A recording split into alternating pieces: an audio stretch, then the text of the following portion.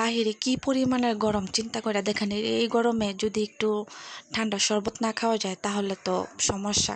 তো তারপর চিন্তা করলাম কাঁচা আমের শরবত সবাই বানায় ট্রাই করতেছে, আমি একটু ট্রাই করি।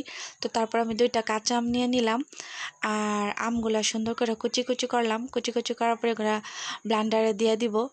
আর চিন্তা করলাম গাছে কয়েকটা পুদিনা পাতা আছে, ওগুলাও নিয়ে আসি। পুদিনা পাতাগুলো একদম রোদে চকচক করতেছে। তো কয়েকটা পুদিনা পাতা নিয়ে নিলাম, আর এগুলো এখন পানি দিয়ে পরিষ্কার করব। পরিষ্কার করার পরে এটাও কাঁচা আমের সাথে দিয়ে দিব, নাহলে মানে ভালো লাগবে না। না থাকলেও সমস্যা নাই, শুধু কাঁচা আম দিয়ে বানায় খেয়ে ফেলতাম। আছে তাই দিলাম। আর আমি যেহেতু ঝাল কম খাই তাই একটা কাঁচা মরিচ দিয়ে দিলাম, আর একটু বিট লবণ দিব, আর 4 টেবিল চামচ চিনি দেব। যেহেতু চিনিটা যত কম খাওয়া যায় ততই ভালো।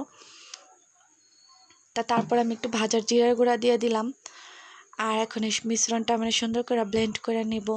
তো ব্লেন্ড করার পরে আমি একটা কাঁচা গ্লাসের মধ্যে একটু লেবুর রস দিয়ে দিলাম, তাহলে টেস্ট আরও ভালো আসবো। তারপরে একটু ঠান্ডা পানি আর একটু কাঁচা আমের যে মিশ্রণটা ওইটা দিয়ে দিলাম। আর এখন এই যে আমার সুন্দর টেস্টি শরবত রেডি হয়ে গেল। ঠান্ডা ঠান্ডা কাঁচা আমের শরবত এই গরমে আর কি চাই, এরকম কাঁচা